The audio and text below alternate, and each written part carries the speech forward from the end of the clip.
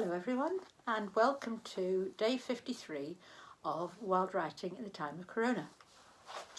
We're going to have a slightly different day today, still making a poem, still having 6 things, but they're just slightly different. So I thought we'd have a bit of fun today. It's a Wednesday and I thought Wednesday's a good day for having fun. So today what I'd like you to do is I'd like you to write a poem for a child, or a children's poem. If you don't know any particular children, I thought maybe a young child, although that could be, you could choose completely. There are 6 elements to this. So those are the 6 categories, if you like, those are the 6 things. So the first is that it should rhyme. Okay, so we'll have a rhyming poem. The second is that there should be at least 2 characters in it. So at least 2 characters. The third one is, if you can, to base it on a story or a folk tale or maybe some characters you know already. Okay, so based on something kind of maybe pre-existing characters, maybe pre-existing story, maybe you want to adapt a story, that's your choice. The fourth one is to try and use some alliteration, so that's where you repeat the first letter of the word, or imagery in it, so maybe simile or a metaphor. The fifth one is that it's suitable for a young child. You can alter that if you want to an older child. And the sixth one is that there's going to be some repetition in it, some line repeated. So there's quite a lot of rules there. So I'll just go through them quickly again. Rhyming, 2 characters, based on an existing story of some sort, alliteration and imagery, suitable for a young child, and have a repeated line. That's all it is. You choose the subject completely.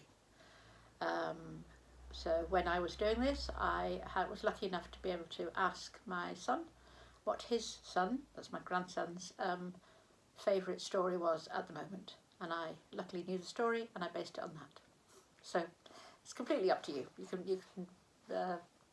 be as kind of concrete or as imaginative as you like. I hope you enjoy doing it. You'll need obviously your paper and your pen and a little bit of time for yourself to do this. So I'm going to say, if you're ready, start.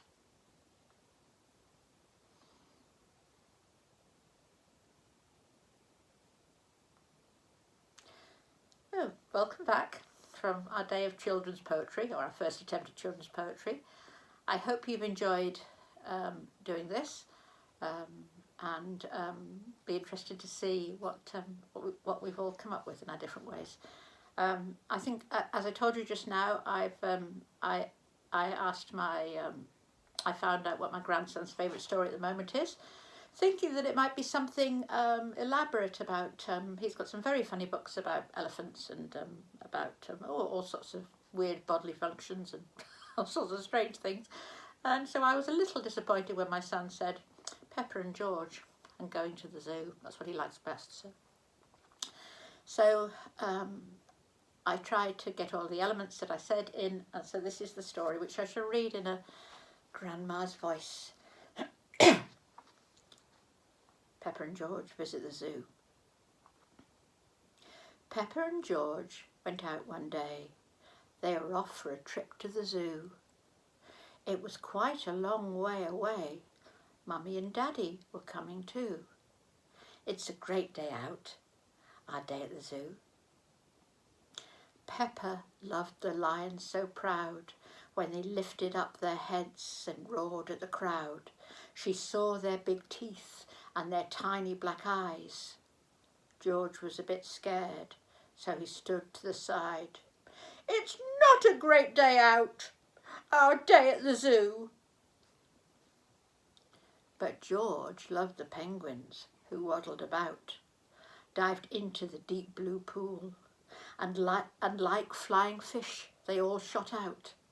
He saw the macaroni ones with feathers on their heads. Laughing loudly, he jumped about until Mummy Pig said, Isn't it a great day, George, our day at the zoo? Pepper and George loved the elephants best, with their long trunks and huge grey ears. They played in the water, then they had a long rest. Driving home later, Pepper and George slept too. Mummy and Daddy smiled, as mummies and daddies do. What a great day out we've had, our day at the zoo. I hope you enjoyed that. I hope my grandson will like it too when he sees it or hears it. So anyway, I very much look forward to you sharing. So this is just a little bit of fun really, but I really hope you've enjoyed it. And I look forward to seeing you tomorrow, where we'll have a different sort of workshop, where I'm hoping we have a guest contributor, and it'll be day 54. But meanwhile, from today, I'm going to say you take very good care of yourself, stay safe and well, and see you tomorrow. Bye.